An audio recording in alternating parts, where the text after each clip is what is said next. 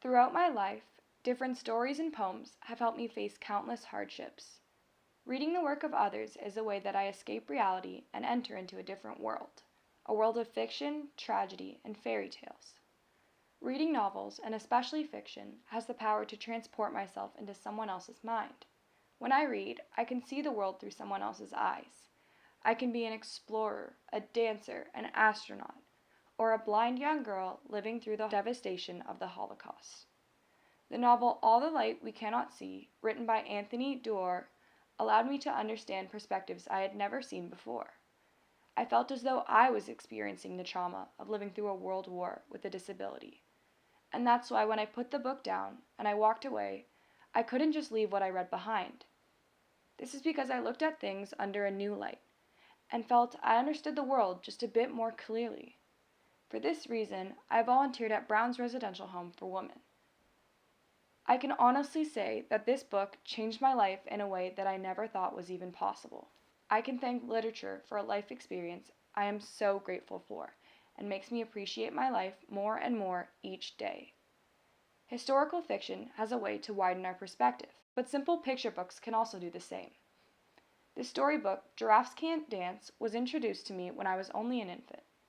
As a kid, I watched the clumsy giraffe get bullied in a story, and his insecurities helped me to understand my own. I've grown up with the book. When I was young, I thought of how I made assumptions based on others' appearance, and I felt guilty.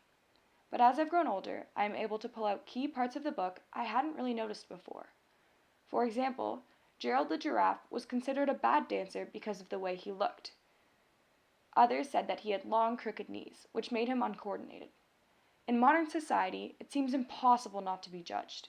With social media, people are literally taking one look at someone else's profile and swiping left or right. Talk about being judged by what's on the surface.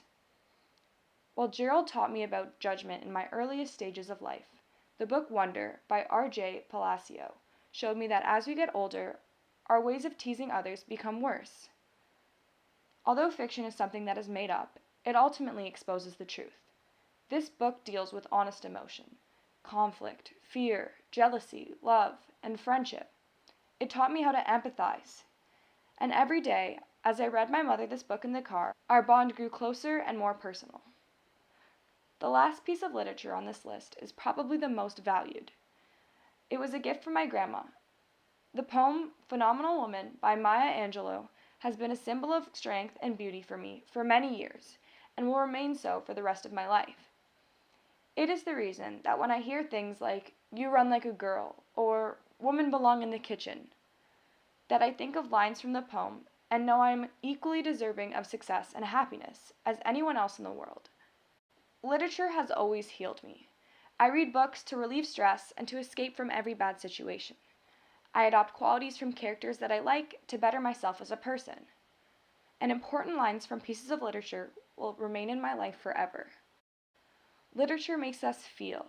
It makes us have a greater sense of who we really are. And on a basic level, literature makes the world a better place.